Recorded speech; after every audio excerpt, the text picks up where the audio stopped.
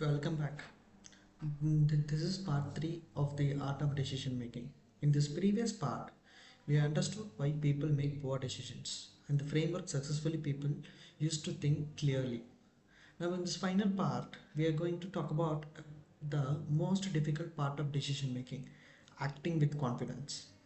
Because knowing what to do is one thing, actually doing is another. Let me start with an important truth. Fear never disappears before a big decision.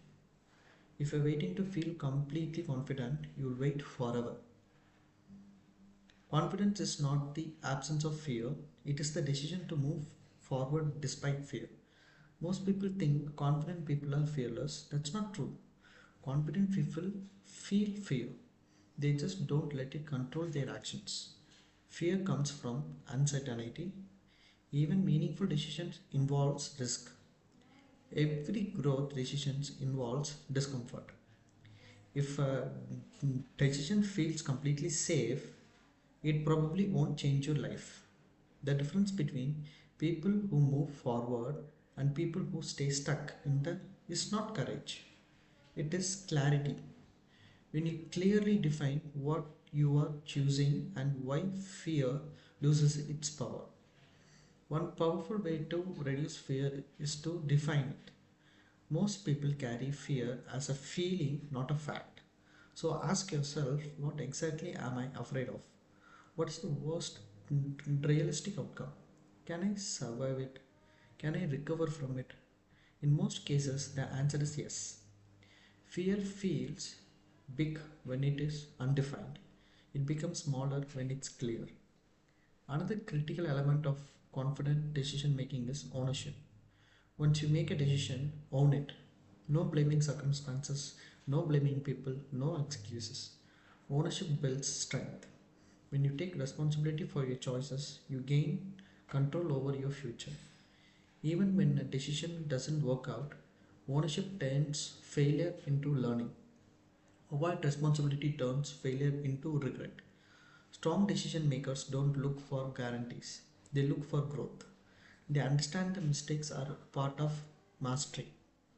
Every decision builds experience. Every experience builds judgment. Confidence is not built by making perfect decisions. It is built by making decisions and learning from them. Another powerful habit is building your decision muscle. Just like physical muscle, decision making ability improves with use. Start small. Decide faster on low risk choices. Stop overthinking simple decisions. Save deep thinking for discussion decisions that truly matter. Speed in small decisions builds confidence for big ones. Also, stop asking too many people for validation. Advice can help, but too many opinions create confusion. At some point, you have to trust your judgment because no one else will live with the consequences of your decisions except you. Here is the mindset shift that changes everything. These are very few truly irreversible decisions in life. Most decisions can be adjusted, most paths can be corrected, but the cost of not choosing is permanent. Indecision keeps you stuck. Decisions make you move forward, even wrong ones. Finally, understand this. Confidence does not come before action. Confidence comes after action. You don't wait to feel ready. You move and readiness unfollows.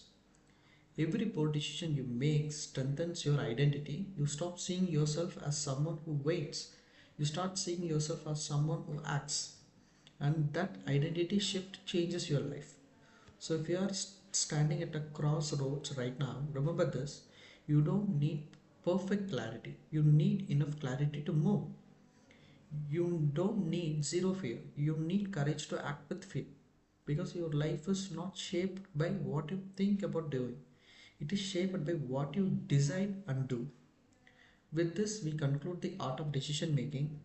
Thank you for being part of this series, and remember, the quality of your decisions determines the quality of your life. Thank you.